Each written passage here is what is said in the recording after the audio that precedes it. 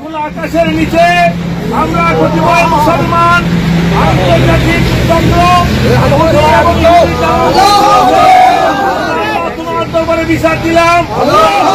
এই সমস্ত ইসরায়েলি বাহিনীকে তুমি অচিরেই সারা বিশ্ব থেকে খতম করে দাও। আল্লাহ যারা দালাল আছে তাদেরকেও তুমি শেষ করে দাও।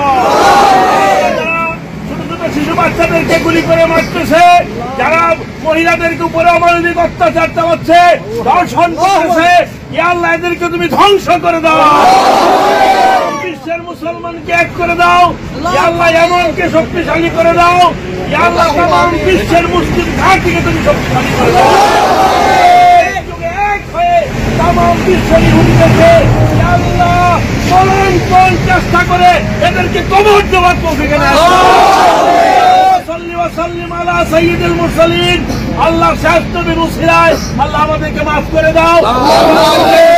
সকল মুসলমানকে এক করে দাও।